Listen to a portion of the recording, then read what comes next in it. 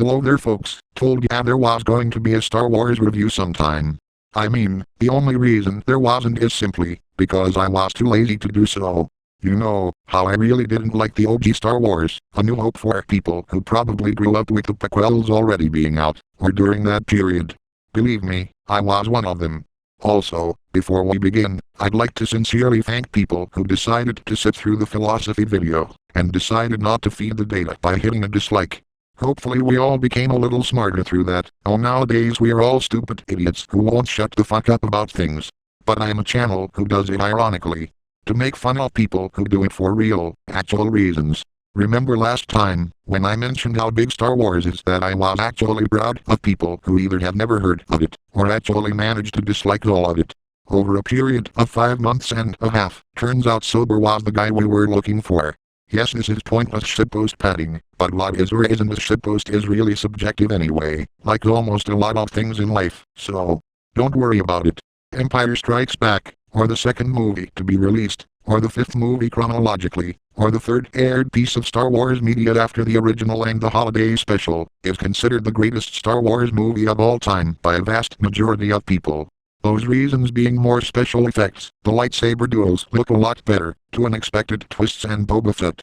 Also probably the incest scene considering the older demographic. Me no. I thought of it to be really fucking stupid. Since I want to be a fair reviewer, as fair as I can possibly be, I'll only use callbacks from A New Hope, nothing else. We begin at Koth. Luke rides around in a Tondon, which somehow they tamed. I mean, they are like snow camels, so I completely understand despite the logics of how hard it'd be to ride a barely tamed animal. So Luke's talking to Han, right? Looking for things out there, when all of a sudden, Luke gets jumped by Snow Bigfoot, I mean a Yeti. No, it's a Wampa. See, I already have several questions. First of all, the Rebel Alliance only came here to hide from the Empire pretty recently, and even if the scanning technology did detect the things in their bum-ass caves, no one's going to go there and decide, hey, let's go hunting for giant Yetis in this freezing climate. As a member of the Rebel Alliance, you'd have to be the biggest dumbest to actively go looking for these things, while domesticating these Tondons, which it's cold, as shit at night, so reasonably, you shouldn't be seeing Wampas outside of them stealing your shit, which people should be on guard duty anyway to prevent stuff like that.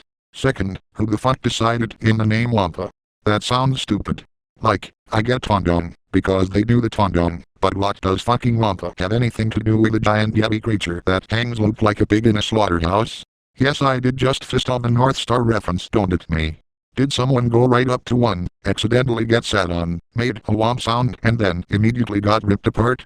If so, that's even fucking dumber, and someone should have been fired from their job, because these Yetis deserved a much better name. So yes, Luke gets hung up there, as Rudolph the Red-Nosed Reindeer cameo eats his ride, then he uses the Force to get his lightsaber, frees himself, cutting off a Cookie Monster covered in meth's arm, and manages to run outside during a blizzard, as he walks through, and right before he passes out, plot-induced Obi-Wan ghost. Why? Well, why not? The first movie established the Force can be a bullshit plot device and somehow have a Force afterlife exclusively within students. Don't ask how that happens, they never explain Force politics in these movies. But here's where it concerns me, where somehow the meth I joked about earlier might be kicking in and Luke has no idea. He tells Luke to find Yoda on Dagobah and do training. Spooky mystical stuff, yes, but that implies the Force is powered by the brain, which, because Obi-Wan is currently dead, should have no reason to keep functioning without some kind of link between the two. Like an item, a special thing Jedi do, or any of that. I didn't say anything about it in A New Hope, because it would become a real fucking big problem here, and I'm sure a lucky shot done mostly by Luke wouldn't be as bad. Second, if we completely remove the Force from this series of events, Luke is confirmed schizophrenic or high. As a kite with balls, he's seeing things that should not even be there. Luke, had this been anything else, Yoda and Dagobah wouldn't even be real and you'd be in a mental asylum right now. Which brings up the question, does this happen all the time and Luke hasn't told anyone? Is Ghost Obi-Wan making him sign something where only other Force users are allowed to know you somehow live, as an ethereal being exclusively within someone's mind? This really questions the legitimacy of the other events of the movie, because this could all be Luke high as a kite imagining things for all I know, as he slowly dies out in the wilderness of a freezing planet. But fortunately Luke is saved by Han, who big brain plays their way to survive, including hiding inside the dead body of his Tondon for extra warmth. No problems with the scene, it's quite nice. Then they get rescued. Luke then gets put in a pod to heal up, as Tommy and Chewbacca go out and shoot a drone who gave info to the Empire that niggas really do be on Hoth. And again, I have to say this, Vader is one of the coolest people in the movie, simply because he is smart and intimidating. Upon being informed of the drone, they commence their best evacuation methods while Tommy and Chewbacca go and try to resolve their debt to Jabba the Big Chungus. Big fight ensues and cool machines show up. Except the tats are really fucking flawed. You think they'd have technology to cut cables in their legs or an alternative method of travel, but that's the Empire being incompetent again, yet again enabling the rebels, who really shouldn't be able to fight back against these giant things, to do so. But hey, at least they got great armor, and it's a movie plot, so, if the Empire was smart, it wouldn't be any fun for the viewer. Basically Vader chokes someone to death, replaces the dead guy, and the rebels make an actually kind of smart escape plan with shooting a 9 cannon at a Star Destroyer. Except the Empire has scanning technology, they are literally being saved by being the protagonists. Anyway, despite their best efforts and Luke actually being kind of cool for once, something we'll probably never see again, the Empire manages to storm the base by knocking down Clifford the big-ass shield generator with a Chad attack. Leia and C-3PO get on the Captain Falcon. Yes, I know that's not the real name, but pop culture references make me want to continue something I'd be fuming over probably the next 30 seconds, which you can't tell, because this is text-to-speech. And so, to avoid Vader, they jump into space and escape, along with a few others in different ships. Luke gets his homie R2-D2 Angpox in an X-Wing and ends up following his high instead of meeting up with everyone else. Big cheese occurs, the Falcon can't do hyperdrive, so halfway through they have to hide in an asteroid field where Worms probably is being played, which you can tell by the worms. Who actually aren't worms but slugs, because why would this movie have consistent naming? We have Wampus. Then Tommy and Leia kiss, marking the first time I'm not disgusted with the Star Wars shipping. I mean, when the first sexual relationship your movie establishes is entirely incest, it's pretty fucking bad. After fixing, they eventually escape with a not fixed thing, barely making it. Meanwhile, Darth Sidious comments on how Luke would be a great Sith. Fun fact, this actually used to be a plot point, but would later get dumped, because normies wouldn't like a twist that big. Also Boba Fett is introduced and follows them around for a bit. Turns out Dagobah is a real place and Obi-Wan wasn't a hallucination. Swamp planets are cool, nothing too bad yet.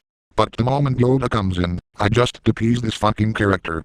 A small green midget elf probably addicted to ketamine telling a grown-ass man to carry him around and give extremely shitty life advice, while, you know, also being paranoid all the time that Luke will turn into a Yellow Lantern.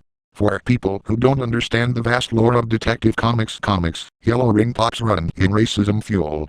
I explained that horribly, but you'll get it. Do or do not fuck you Yoda, this saying doesn't work.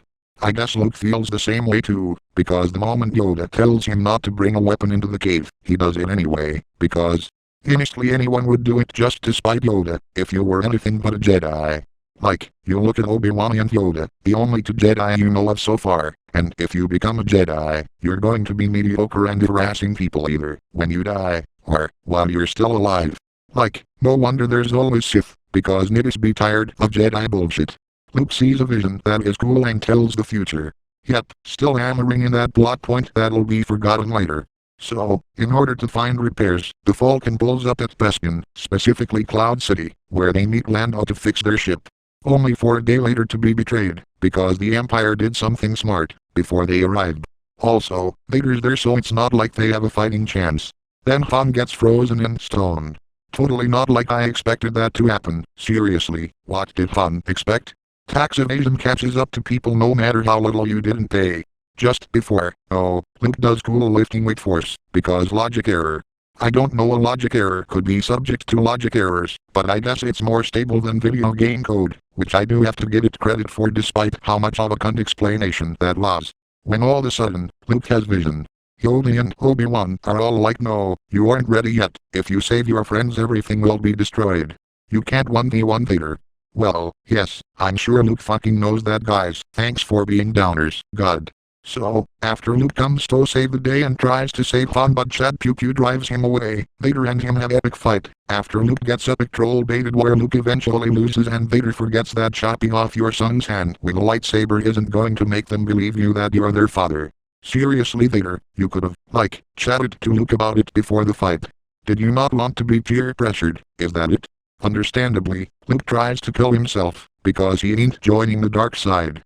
Meanwhile, the Chad rebels attempt to free Han, but Toby eats out of there with the bounty boy, meaning all they can do is get on the Capcom vs SNK to match on the Millennium Falcon to escape, which happens to also save Luke just at the right time. Let me remind you that had this building been designed any differently, Luke would be fucking dead. Vader is a pretty shit dad. Then Luke gets telecommunications with Vader using the Force, and Luke's questioning of Obi-Wan's teachings actually begins. Also, C-3PO got fucked up in Cloud City, so now he's repaired, and Luke is now a sister-kissing incest cyborg. The movie ends with them preparing to save Han. Okay, this movie is objectively better than A New Hope, it's like super obvious. Ask someone and they'll like Empire Strikes Back more, because it was cooler and, well, half of a barely intelligent compared to only an eighth of one. Movie-wise, it's also a plot people can relate to a lot more than dumb rebels get into dumb rebel things quote, and if you don't think about it, it's certainly a lot more enjoyable for the time, meaning, if you were to assess this entirely based on plot and characters, yup, would be 6 out of 10. Unfortunately, I'm a logistics person, and also a writer with a decent background of making the same stupid mistakes, and it's even more of a mess for me than A New Hope. I think of why, not how or what. And shit like Pompous, Yoda's entire personality, Boba Fett being fucking bland and boring, and unrealistic logic errors piling into unrealistic logic errors make this a 2 over 10. Watchable. That's it. If you are incredibly picky about the internal rules of the universe, and only now decided to get into Star Wars, this movie just leaves a bad taste in your mouth. To me, an overpowered protagonist that drastically scales ridiculously to everyone else is more enjoyable than a universe where its own rules for mystical powers, technology or names don't make any sense. Dragon Ball is all 3 of those things, but it's a manga series appealing to people who like fighting and adventure, and big burly men screaming at each other.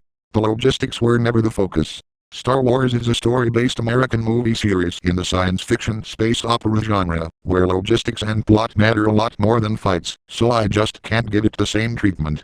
This movie is my least favorite of the original trilogy, but also the best of the original trilogy. But do I think it's better? Of course fucking not. So, you sat through a Star Wars review that I put even less effort into than the first one. Good job. Good news, oh, I don't think the Return of the Jedi review will be that bad.